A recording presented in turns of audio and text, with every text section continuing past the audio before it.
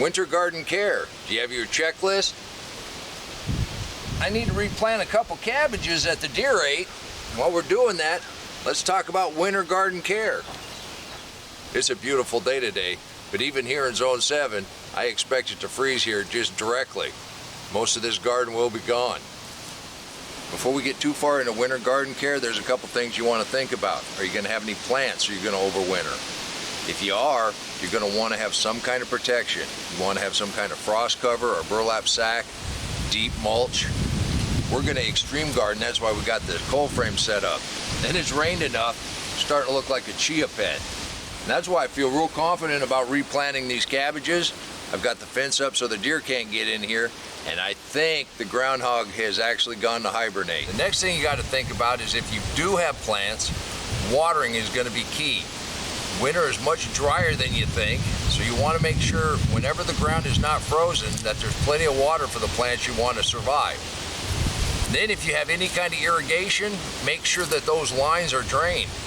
You don't want them to freeze and break and then come back in the spring and have to redo your irrigation system. So that's very important. Another thing you might want to consider is what you can actually save out of your garden. We're going to container plant. We're going to go ahead and bring in some of these peppers.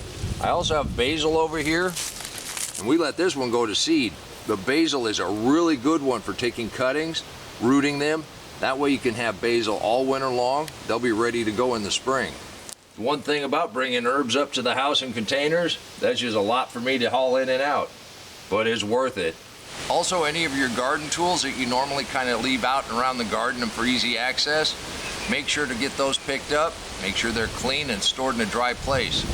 All of your pruners, all your scissors, go ahead and sharpen them now, then they'll be ready for spring. And regardless of whether you're going to grow all winter or you just want your garden to rest, now's the time to put the mulch down. The whole key is to keep that life protected so it's good and ready for the spring. And right now is the best time to go ahead and remulch your garden. And like I said, here in Zone 7, it's going to freeze one of these first days and all of this is going to be gone. We're just going to cut and drop it, and then we're going to cover it with mulch. And that's what we do for the winter. That and the cold frames. Extreme gardening. I hope you join me all winter for that. I have left the plastic out here, so I'm ready to go ahead and stretch it over the cold frames as soon as it says it's going to frost. And I'm going to be really sad to lose these squash. We planted them in August. We've been eating off of them the last couple months. And I see we still have a couple really nice ones coming on.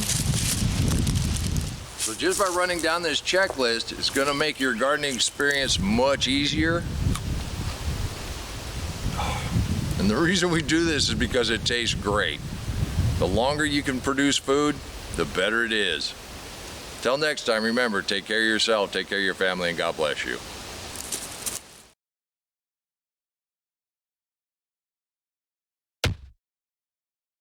Come on, let's plant. Let's go plant garden.